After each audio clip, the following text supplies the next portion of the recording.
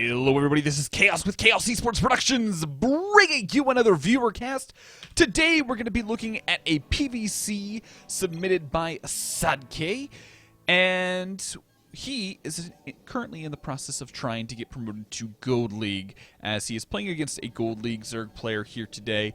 We're going to be taking a look at his build, as well as going to be doing a little bit of critiquing on his playstyle, give him some advice on what he can improve on, things that he should think about, and get himself moving up to the next league. Now, we're going to be a little bit more critical today than we have in the past, just because he is kind of borderline gold, and we want to make sure that he is more than prepared to get that promotion and start playing some of the higher echelon gold players. So, now I do want to quickly apologize. My main computer for casting these type videos is currently in the shop. Had a power supply fail, which is never fun.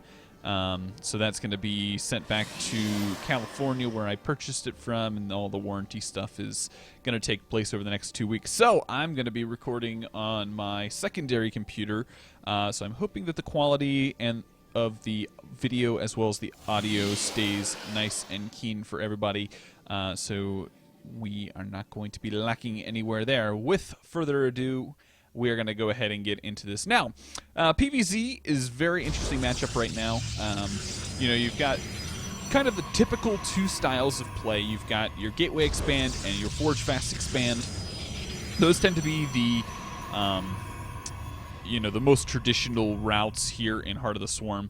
And right off the bat, we have something a little bit interesting coming out from, I'm just going to call him Assaadk, because I think K is part of his last name, maybe? I don't know. Anyways, so he comes down, he plants down a Gateway and Forge down kind of at his natural. Now, by going for the Gateway first, what you're really saying is I don't want to be lacking in tech whatsoever. I want to get my tech up just as quickly as I normally would, and things to, you know, I want things to be relatively quick. Now, I do want to make one quick comment. Now, the PvZ matchup really strongly encourages for the Protoss player to take that early expansion as quickly as possible. So by going for the Gateway, the Forge, and the Cybernetics Core all up here in the front before the Nexus, you're delaying your expansion that much longer from your opponent, and could potentially have you fall off in the late game, basically by your economy being down by however much time that it takes for you to get it up in comparison to his hatchery already being up. You know, that's only going to exponentially hurt you as you get further and further into the game. So you're already setting yourself up a little bit behind. So if you're going to go for a Gateway Expand type, I highly recommend going for the Gateway in the main. That way you can kind of defend off your pylon with a handful of probes if he goes for a really early pull.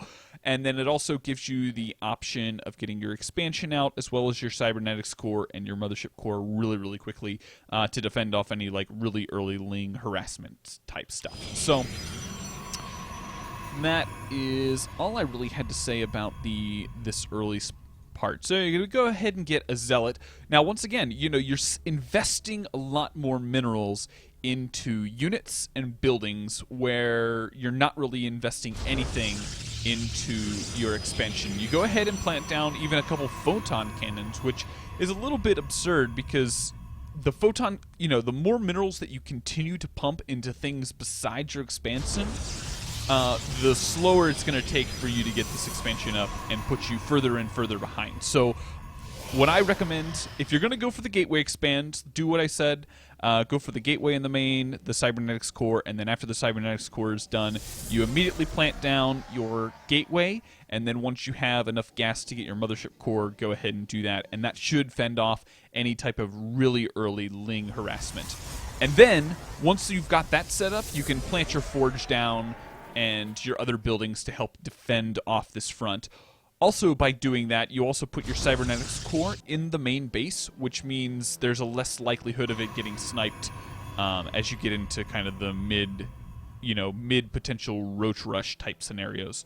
So, gonna go ahead and get your expansion up and continue on getting another Gateway. So, the question that you have to ask yourself always is what is my goal? What am I really trying to accomplish with my early game build? Am I trying to focus on the economic advantage, or am I trying to focus on getting up, my techs so I can be really, really aggressive on a two-base scenario? So another thing that I want to comment on is you don't really have a whole lot of vision. You don't know what your opponent's doing, and you don't have any real avenue to get the information that you need up front. Now, one thing that you mentioned in your email is you're very, very hesitant against a player who does a very quick muta switch. Well, if you don't have the capability to actually get your scouting off, then the likelihood of you being able to scout the spire going down in time and then being able to get the preparation you need to hold off any muta harassment, all that's going to be delayed. So, huge probe transfer, which really isn't that big of a deal. I probably would have only transferred like 5 or 6 probes rather than the 11. Just that way you're pretty much optimally keeping your guys mining here in the main. So far you're okay as far as safety perspective, but like I said, you really don't know what's going on. So you're actually going to go ahead and get the Immortal first. Now, since you don't have any scouting, why get an Immortal? Do you know that he's going roaches? Maybe you played him before on ladder, I don't know.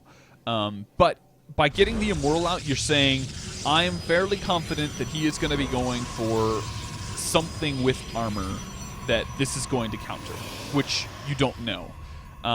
While Immortals are good, they might not necessarily be your best option. If he goes for maybe a Ling Hydra type composition, the Immortal's really not going to be that effective, just because Hydras don't have armor, which means the Immortals don't get the extra bonus damage off. So,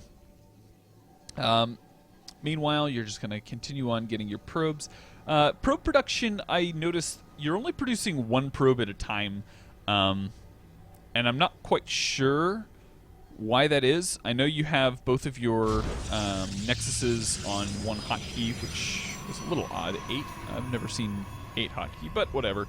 Whatever you're comfortable with is okay with me. I tend to keep my hotkey on 4 just because it's pretty easily accessible and don't have to like fidget around the fingers or anything.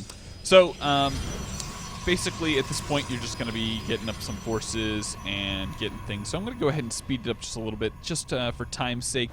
Don't want to take too much of your time. Just want to give you the essential stuff that you need. So you're getting your upgrades going, and now you're deciding to push out. Now I want to quickly pause here for a second because this to me is a little odd. So when I push out with my full army, I have a really good idea of what type of composition my opponent has, as well as what is kind of already out on the field. You don't really have any indication. Like, you haven't sent a zealot to take the watchtowers, and you're just kind of in the dark. So it's just very, very scary for you to push out here, because for all you know, his army could just be sitting here, and he could just be waiting for you to leave so he can go in, snipe some buildings, get out, and not have to sacrifice too many units. So very, very scary moving out here. It's actually not going to work out too terribly for you, just because you're coming down here. Now, one thing that I do notice is you go straight for a 3rd base over here, which is pretty typical. You pick off a handful of Hydras and whatnot. But besides just coming down here with your entire army, send a single zealot in here just to check and see if he's taking the 3rd base there. Okay, we're going to slow it down now, because now's kind of where we get into one really interesting point I want to make. Now, when you moved out, you didn't move out with a single probe.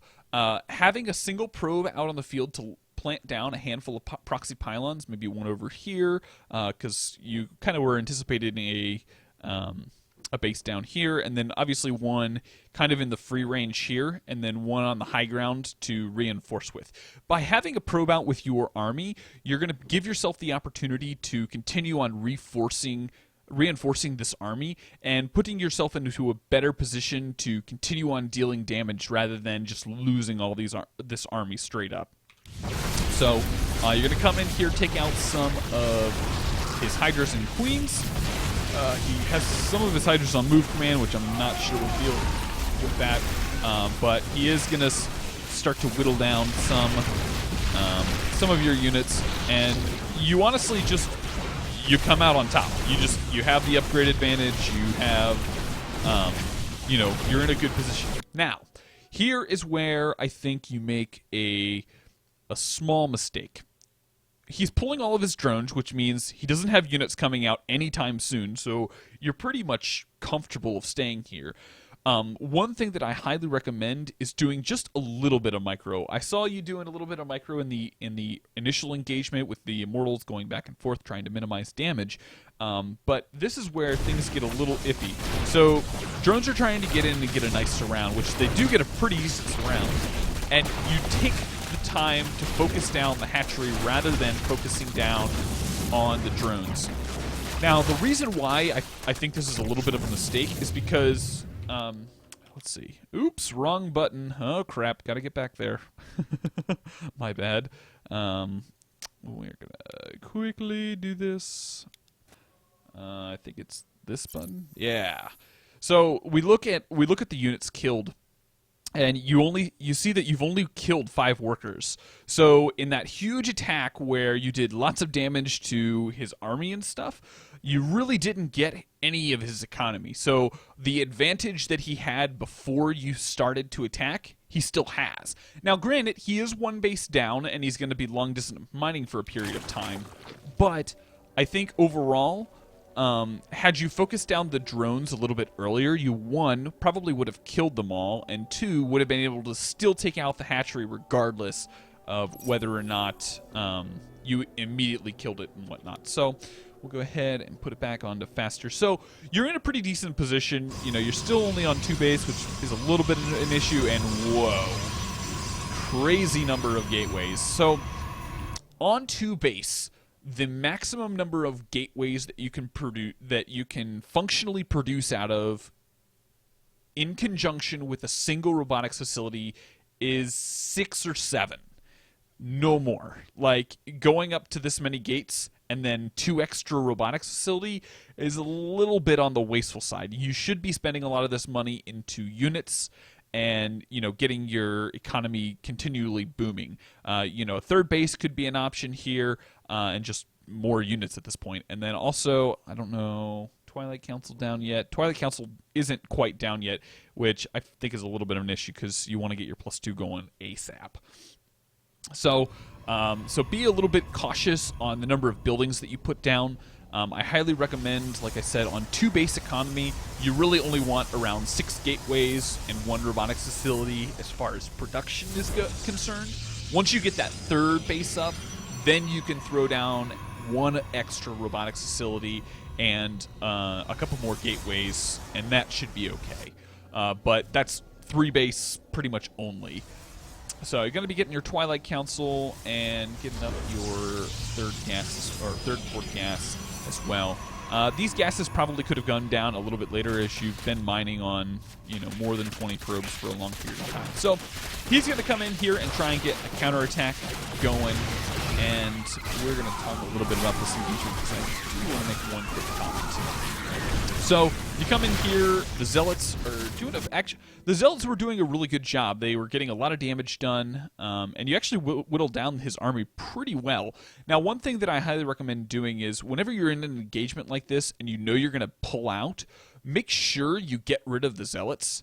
Zealots are easily warped in, and it's really not that big of a deal, and they can tank some of the damage, but a lot of these gas-expensive units you can save simply just by having the Zealots continue on attacking.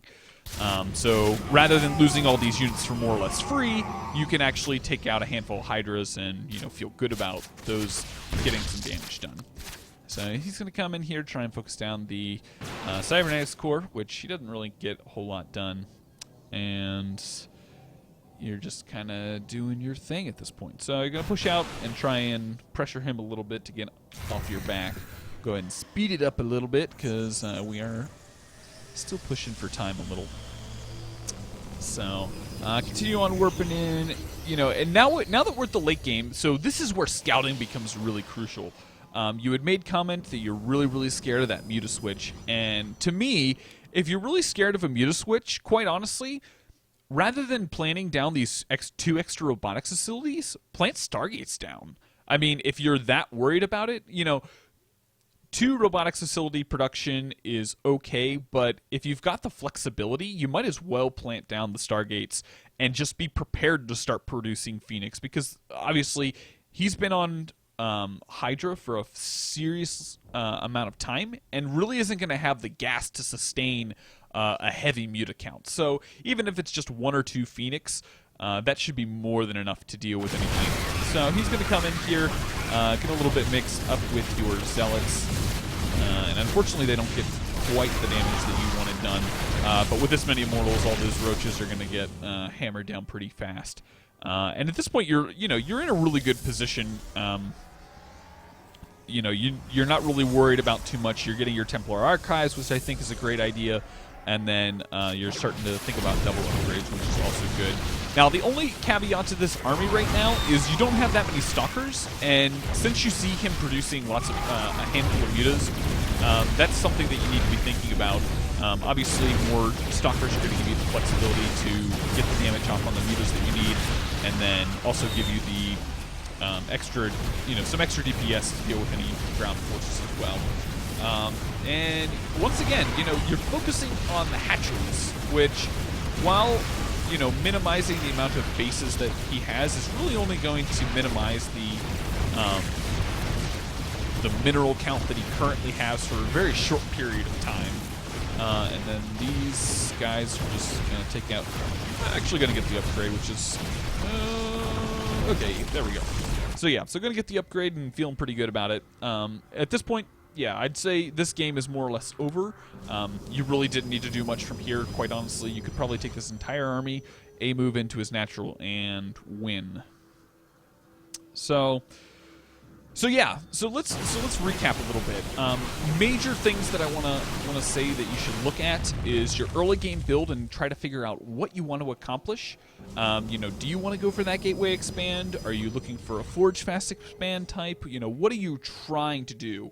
Because what you did before, while your tech gets out just as fast, a little bit faster by doing what you did, you don't necessarily have the economic advantage that you really want. So, try to figure out what makes sense for you. You could probably check out a couple of my PvZs. I know I've done several different styles. I think I mainly focus on doing the gateway expand because I really, really think that is probably the best option for most maps at this point. And then scouting. Scouting is a very, very crucial part of this game that I think you have missed out a little bit on, and I think that will help pay dividends in the ladder as you get further and further up. You really need to figure out what your opponent's doing, get an idea of what type of composition you want, and go from there. So let's see. I think I'm getting pretty late on time, so we'll speed it up a little bit and get things rolling. But I think that's it for now. So I hope you guys enjoyed. Feel free to go ahead and leave any comments or questions down in the comment section below. I'd be more than happy to answer your questions there. And once again, I do apologize for having the late video. I actually casted this on my other computer about 2 days ago and wasn't able to get it out in time when my computer crashed. So basically, at this point, you're going to come in here, get your Zealots in there, do lots of damage. He's got lots of lings. You can back out a little bit, but you're pretty much just going to walk all over this, and he's not going to be able to do a whole lot. So yeah, I hope you guys enjoyed. Feel free, like I said, leave any comments or questions down below. I'd be more than happy to answer for you those there. Also, if you guys enjoyed, feel free to hit that like button and share with your friends on Facebook and Twitter. And then if you are new to the channel, I hope you enjoyed the video. Feel free to hit that subscriber button in the lower left-hand corner. I'd be greatly appreciative of that. Also, if you'd like me to do a cast of one of your replays, give you some of my tips and tricks along the way, I'd be more than happy to do that. There's an email in the description that you can check out and just send your replays with a little bit of a description. And I think that is it. So I hope you guys enjoyed, and I will see you guys in the next game.